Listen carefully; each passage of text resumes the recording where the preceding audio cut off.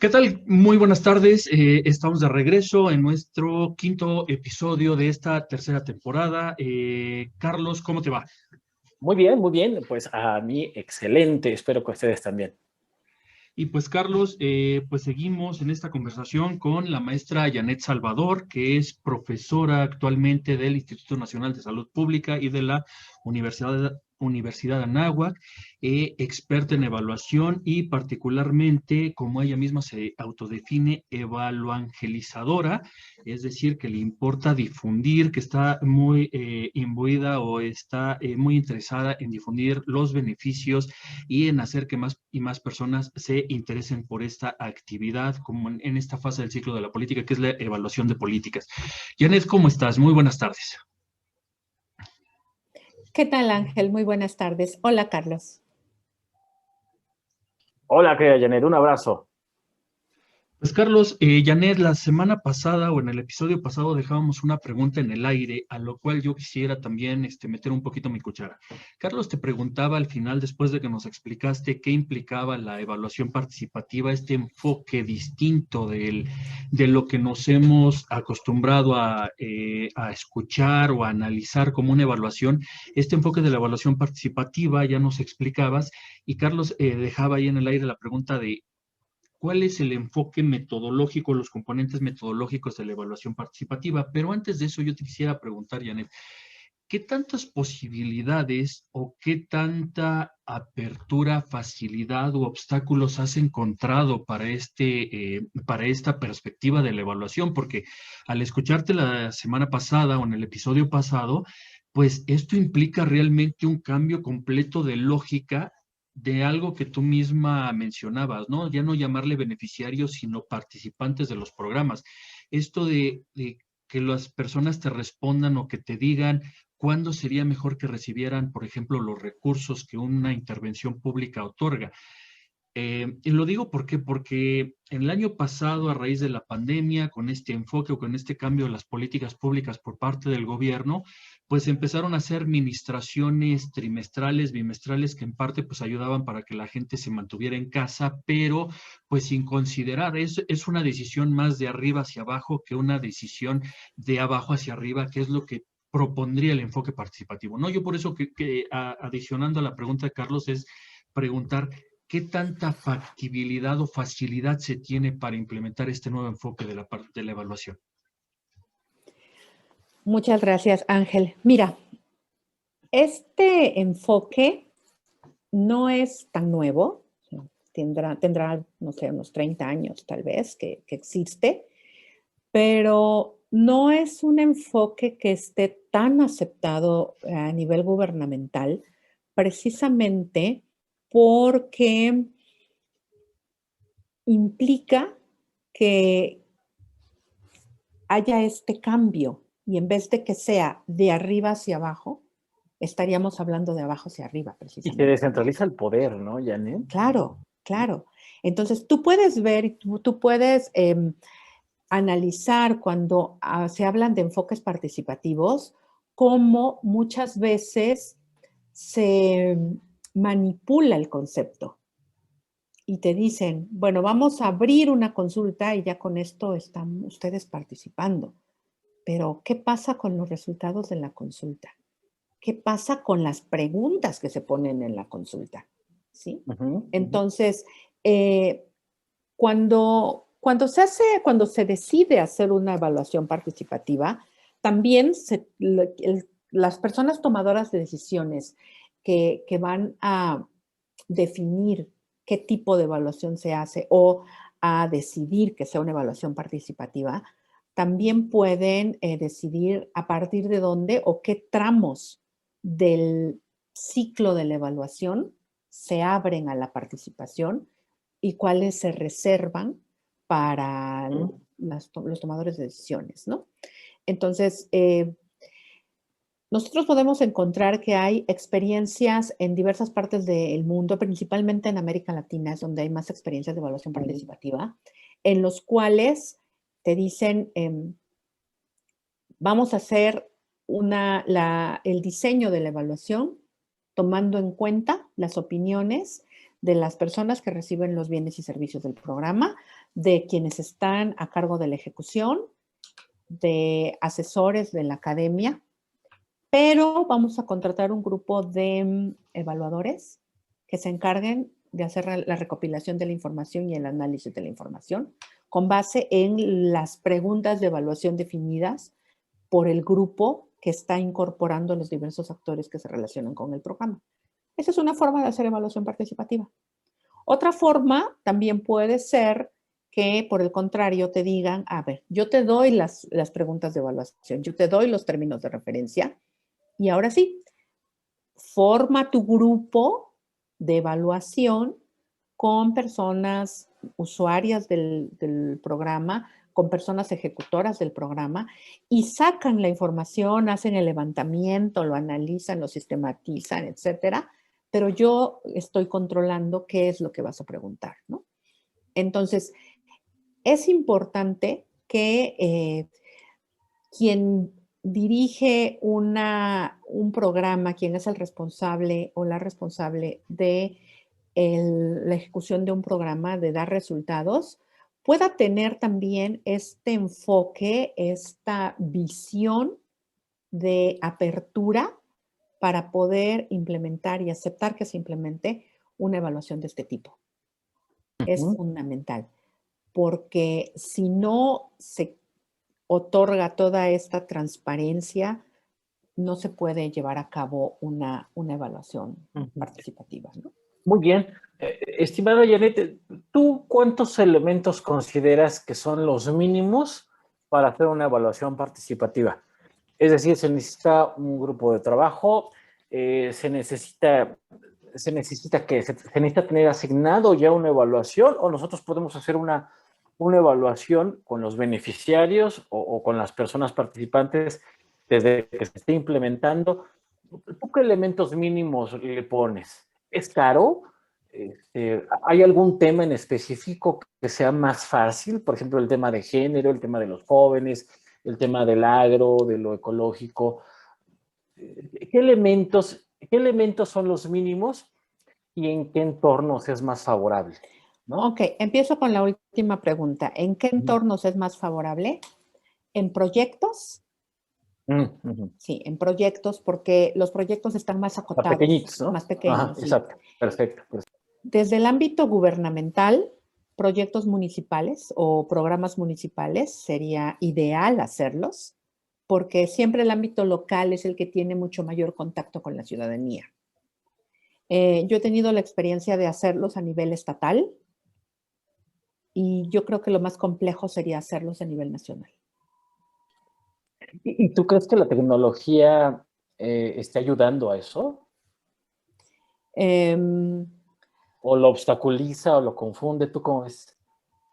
Bueno, pues la tecnología nos ayuda en mucho, siempre nos ayuda pues a sistematizar, a poder tener el acceso a la información de una manera mucho más rápida, utilizar programas como Atlas-T, por ejemplo, para hacer el análisis de bases de datos enormes. Todo eso ayuda mucho, pero sí es importante también que este tipo de evaluaciones tenga un alto componente de presencialidad y de contacto con las personas.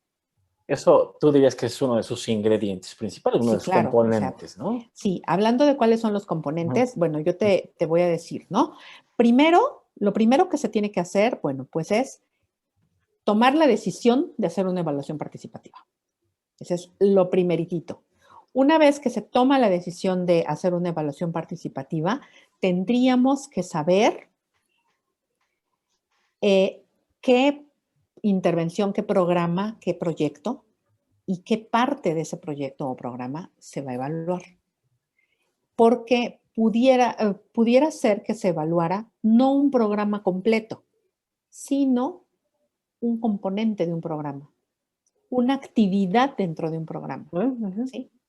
Ahí es donde voy y retomo lo que habíamos comentado la semana pasada, que en el sentido de hay que salirnos de la caja, ¿sí? No tenemos que estar haciendo siempre evaluaciones de programas completos. podemos hacer una evaluación de un componente, podemos hacer la evaluación de una actividad, podemos hacer la evaluación de un proyecto dentro de un programa, ¿sí? Claro. Y este tipo de evaluaciones nos permiten que podamos enfocarnos en tramos más pequeños. Claro, más abordables, con actores más plurales, y me imagino que también puede ser una combinación de ambos, ¿no? Por ejemplo, hacer la valoración entre dos actividades, un componente y una meta, ¿no? Por ejemplo, ¿no? Por ejemplo. ¿No? Pero Eso. aquí el punto está es en que, ¿qué quieres saber tú sobre tu programa, no? Entonces, ya tomaste la decisión de que lo vas a hacer participativa. Ya tomaste la decisión de qué tramo de tu programa vas a evaluar. La siguiente pregunta, ¿a quiénes vas a invitar para hacer tu evaluación?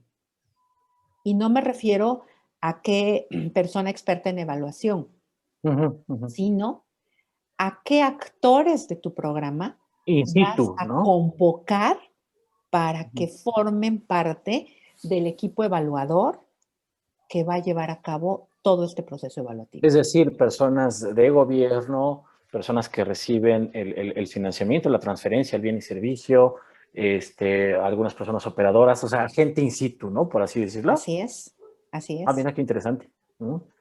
Ya que tienes definido el equipo de evaluación, bueno, junto con el equipo de evaluación, bueno, pues vas a tener que definir a quién va a conducir, a quién va a ser el experto o la experta en evaluación que va a conducir este proceso. Va a ser el trabajo de facilitación. Una vez que tienes eso, viene una parte bien importante. La gente que está en el programa son ejecutores, son operativos o son usuarios. No son evaluadores. Y esto que sigue es una parte bien bonita de este tipo de evaluaciones, porque tienes que desarrollar capacidades. Y esto enriquece tanto a la población como a los ejecutores y a los operativos, porque tienes que enseñarles cómo se hace una evaluación. Entonces, el evaluador ya no toma su papel protagónico y central que otras metodologías de la evaluación tienen, sino que se integra a un, ¿cómo le llamarías? A un sistema más pequeño, más meso, más micro. Pues se vuelve facilitador Facilitador. Ok. Y es el articulador de todas las personas que van a participar en el equipo de evaluación. Entonces tienes que hacer un proceso de capacitación del equipo. Un proceso de capacitación en el cual tienes que enseñarles cómo se hace una evaluación. Diseñar una evaluación, implementar una evaluación, cómo se hace el análisis.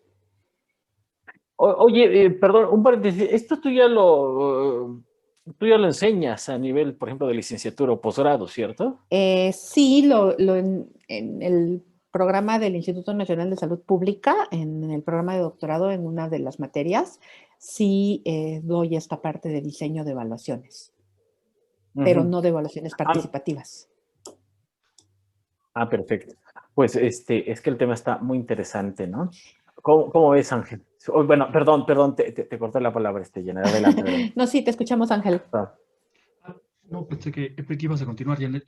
Digo, perdón por meter mi cuchara en el asunto, pero digo, no era propiamente un enfoque de evaluación participativa, pero si recuerdas, Carlos, lo comentábamos con Antonio en su oportunidad, cómo evalúa en su nacimiento, ¿no? El original evalúa, no lo que después vino a suceder con este hombre de nefasta carrera, Cerón, pero como en su primera parte le evalúa aquí en la Ciudad de México, intentó justamente hacer un poco este trabajo, ¿no? De convencer a los funcionarios públicos de los beneficios de la evaluación, pero no solamente convencerlos, sino también enseñarles, tratar de transferir esas capacidades hacia los propios funcionarios para cuando tuvieran que hacer estos procesos de evaluación interna, ¿no? Después el proceso quedó trunco y ahora no sé cómo vaya.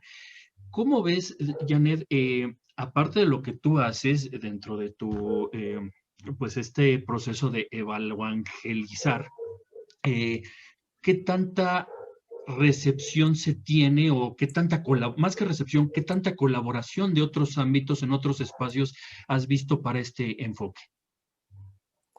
Pues en la experiencia que he tenido de hacer evaluaciones participativas, realmente es importante despertar el interés. Esta parte de motivar a las personas a través de darles a conocer los beneficios de tener estos procesos participativos. Y entonces lograr el involucramiento de los actores que van a estar formando parte del equipo de evaluación se logra cuando ellos toman conciencia de que es algo benéfico para ellos, para el programa y para el trabajo que van a seguir haciendo después. Porque un programa que tiene mejoras les representa a ellos mismos una forma más conveniente de llevar a cabo el trabajo diario. Sí, Un claro. programa, claro, y además, si ellos saben que fueron partícipes de esas mejoras, pues lo internalizan inmediatamente, ¿no? Se apropian de esto y no hay ninguna resistencia. Pero sí es un proceso de evaluangelización, es un proceso de convencimiento, es un proceso de que se den cuenta que es un ganar-ganar. ¿Sí? Eso. Sí, porque muchas veces, y esto creo que a lo mejor lo dice el librito más elemental de la evaluación, pero pues hay que seguirlo repitiendo, la evaluación no es una auditoría, ¿no? Muchas veces las personas que están en los gobiernos y que escuchan que va a ir una persona a evaluarles, dicen, híjole, pues hasta se ponen su ropa de lujo. O sea, a mí me ha tocado ver cómo incluso hasta se ponen su ropa de super lujo porque creen que es una auditoría hasta de lo más elemental, ¿no? Entonces, la evaluación es un acompañante de este proceso, es una forma de entender la cosa pública, de mejorarla, y si tú como evaluador, o cuando te toquen evaluar, ¿no? Sale algo mal evaluado, pues eso no implica que te van a correr, ¿no? Creo que todavía a estas alturas, con todo lo que se ha aprendido, que ha sido mucho de la evaluación, pues creo que todavía queda esta idea, está muy encarnizada de el evaluador, si te evalúan mal, te van a correr. Entonces es mejor mentir a que te evalúen mal. Y es ahí donde viene la distorsión de un chorro de cosas, ¿no? Entonces, cuando los gobiernos, que muy al sistema político mexicano están en esta pugna interna o en estas pugnas electorales, incluso yo creo que valdría la pena decirles a ellos también que con la evaluación, sus procesos de mejora, pues van a tener un cambio significativo. No necesitamos tanta maquinaria electoral si los programas funcionan bien con estos esquemas, ¿no? ¿Por qué no implementar evaluaciones participativas y te quedas de andar pagando tantos sobornos para fines electorales, por ejemplo, ¿no? Lo digo porque la persona gobernante o la persona que está ejecutando un proyecto, pues hace su cálculo, ¿no? Pues es ser humano y creo que todos estamos en esa tesitura, hace su cálculo y dice, a ver, meto estos criterios muy bonitos de la evaluación o me meto al juego político del sistema político mexicano, ¿no? Entonces, creo que el evaluador todavía nos hace falta un poco de permear en esa esfera, ¿no? Cómo hacerle ver a la contraparte gubernamental, que no necesariamente es mala o buena, no hay que moralizar al ente gubernamental, eh, eh, pero sí convencerlo, como dices, de que la evaluación le puede dar mejores resultados y a muchísimo menores costos electorales, ¿no? Creo que esta es una tarea pendiente, ¿no? Pero Ángel, sí, creo que estamos ya al límite ya de este episodio número 5, corrígeme.